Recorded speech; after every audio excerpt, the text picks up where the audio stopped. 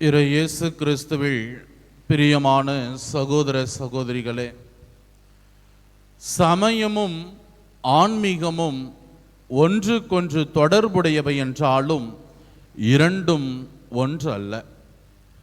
சமயம் என்பது வேறு, ஆன்மீகம் என்பது வேறு.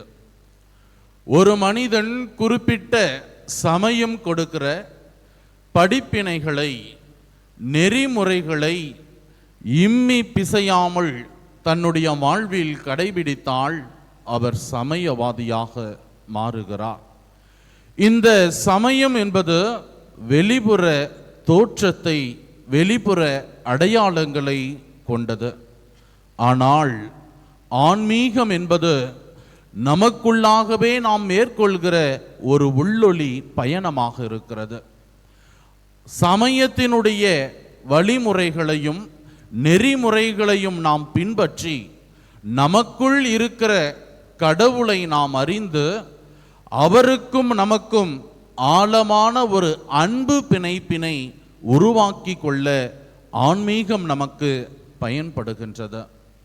இன்றைய முதல் வாசகமானது இறைவாக்கினர் எரேமியா நூலிலிருந்து நாம் வாசிக்க கேட்டோம். இந்த வாசகத்திலே 2 உடன்படிக்கைகள் இன்று அதை பற்றி நாம் பேசினோம். ஒன்று பழைய உடன்படிக்கை, மற்றொன்று புதிய உடன்படிக்கை.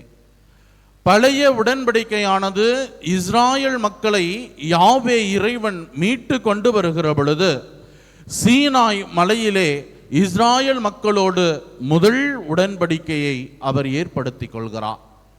இந்த பழைய உடன்படிக்கையானது கற்பலகைகளில் எழுதப்படுகிறது. அது இஸ்ராயல் மக்களால் மீறவும் படுகிறது. இந்த பின்னணியில்தான் இறைவாக்கினர் எரேமியா வழியாக இறைவன் உங்களோடும் இஸ்ராயல் மக்களோடும் புதியதொரு உடன்படிக்கையை நான் செய்து கொள்வேன் என்று குறிப்பிடுகிறார். அந்த உடன்படிக்கையானது பழைய உடன்படிக்கையை போன்று கற்பலகைகளில் எழுதப்படாது, மாறாக உங்களுடைய இதயங்களில் எழுதப்படும் என்றும், அந்த உடன்படிக்கையும் இவ்வாறாக இருக்கும்: நான் உங்கள் கடவுள், நீங்கள் என் மக்கள் என்பதே அந்த புதிய உடன்படிக்கையாக அவர் குறிப்பிடுகிறார். இயேசுவில் பிரியமான சகோதர சகோதரிகளே, பழைய உடன்படிக்கையிலிருந்து யூத சமயம் உருவானது. புதிய உடன்படிக்கையிலிருந்து கிறிஸ்துவ வாழ்வு முறை உருவெடுக்கிறது. பல நேரங்களிலே கிறிஸ்துவம் என்பது சமயம் என்கிற ஒரு வரையறைக்குள்ளாக உட்படுத்துவதால் தான் பல நேரங்களிலே வெளிப்புற அடையாளங்களையும் சில செயல்பாடுகளை மட்டும் நாம் செய்துவிட்டு கிறிஸ்துவன் என்று நாம் நினைத்து கொள்கிறோம்.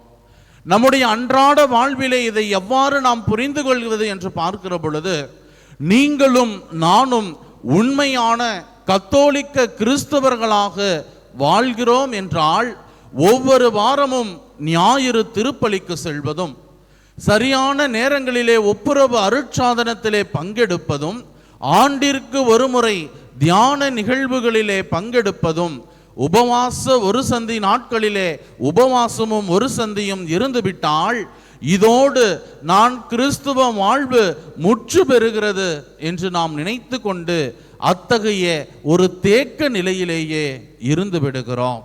இத்தகைய நிலையில் இருப்பவர்களுக்கெல்லாம் இன்றைய நாளின் இறை வார்த்தை வழிபாடு கொடுக்கின்ற ஒரு வாழ்வியல் பாடம் இதுவாக இருக்கிறது.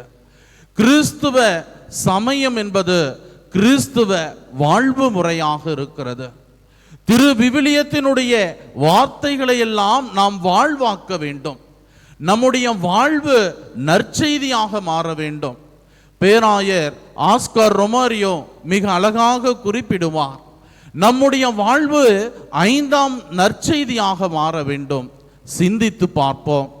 என்னுடைய வாழ்வு சமயவாதி போன்று குறிப்பிட்ட நெறிமுறைகளையும் படிப்பினைகளை மட்டும் கொண்டதாக அமைந்திருக்கிறதா, அல்லது என்னுடைய கிறிஸ்துவ வாழ்வு மற்றவர்களுக்கு நற்செய்தியை கொடுக்கின்ற 5ஆம் நற்செய்தியாக என் வாழ்வு அமைந்திருக்கிறதா என சிந்திப்போம். உண்மையான கிறிஸ்துவ நெறிமுறைகளை பின்பற்றுகிற கிறிஸ்தவர்களாக வாழ இப்பலியில் ஜெபிப்போம். ஆமேன்.